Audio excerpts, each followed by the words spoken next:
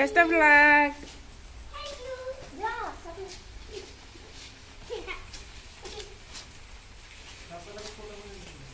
Bye.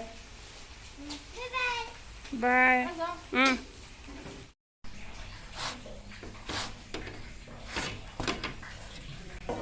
ৰাতিপুৱা টাইমত ধুনু গ'ল আৰু ইহঁতেও গ'ল মই ৰুটি বনাই লৈছোঁ আমি দুজনে খাবৰ কাৰণে সিহঁতেও ৰুটি আলু ভাজি খাই গ'ল কিন্তু আমি আৰু ৰুটি আৰু গাখীৰ খাম আৰু গাখীৰৰ সৰহটো যে মই এনেকৈ গাখীৰত দি ল'লেও ভাল পাওঁ আৰু চাহৰ লগতো দি পেলাই খাওঁ মই মানে ভাল পাওঁ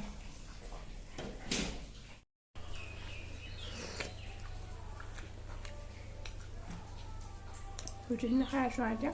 দেউতাকক মাতিছোঁ শুনাই নাছিলোঁ অহাই নাই গোটেই ঠাণ্ডা হ'ব এতিয়া এই জিমবিলাকত যে কিবা বনাই মানে জিমবিলাকত যে এনেকুৱা এক্সাৰচাইজ কৰে ধুনীয়া মানে ইউটিউবত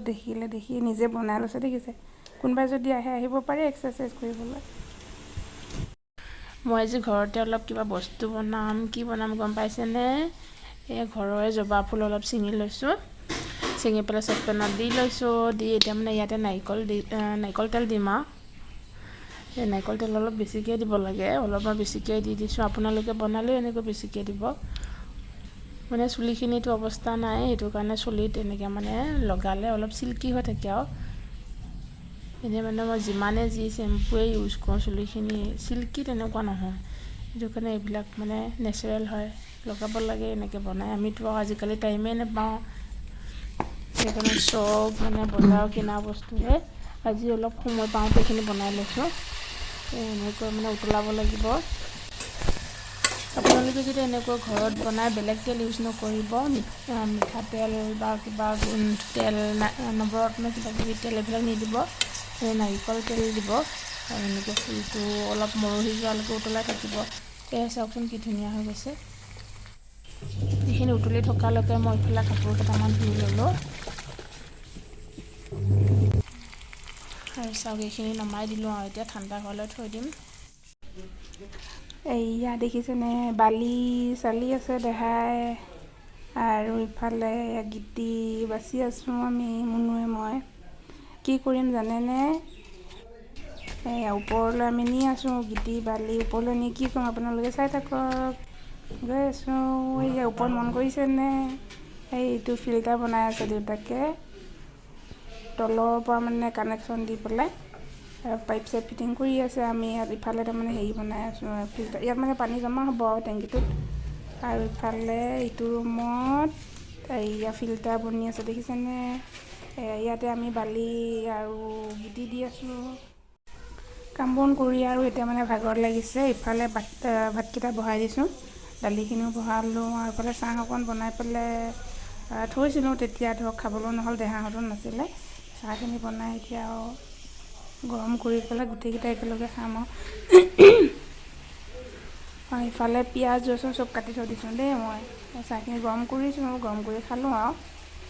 ইফালে কি কৰিছোঁ চাওকচোন পিঁয়াজ চিয়াজ ভাজি লৈছোঁ দেখিছেনে চব স্কুলৰ পৰা এতিয়া আহি গ'লোঁ তোমাৰ এক্সাম কেনেকুৱা হ'ল ভাল হৈছেনে কি হৈছিলে সেই দালিখিনি পৰিব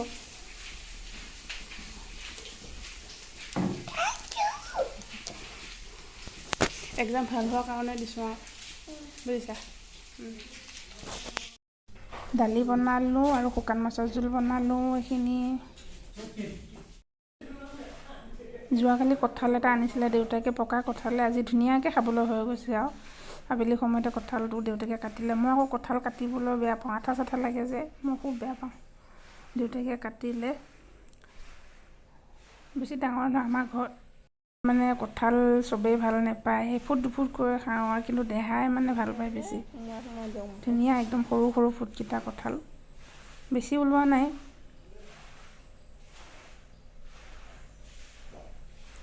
ইয়াৰ আগতে আনোতে মানে মুড়িৰ লগত খাইছিলোঁ একে আমনি লাগি যায় 3-4 ফুট খোৱাৰ পিছতে আমনি লাগে ধুনীয়াকৈ চবেই উলিয়াই লৈ পেলাই খালোঁ আৰু এনেই মুড়ি নোহোৱাকৈ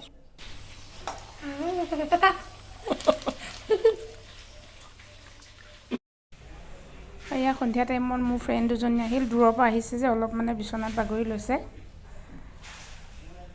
নাম কীৰ্তন কৰি আছে আহি পেলাই আৰু মানে আহিম বুলি কোৱা নাছিলে যে কঁঠাল চঠাল খাই আমি চাফা কৰি দিলোঁ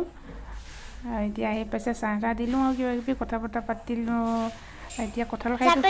কঁঠালৰ গুটিকে কেইটামান দি পঠাইছোঁ। আৰু এই বাইদেউ মানে কীৰ্তন কৰি থাকে। ভিডিঅ'টো এইখিনিতে সামৰিছোঁ।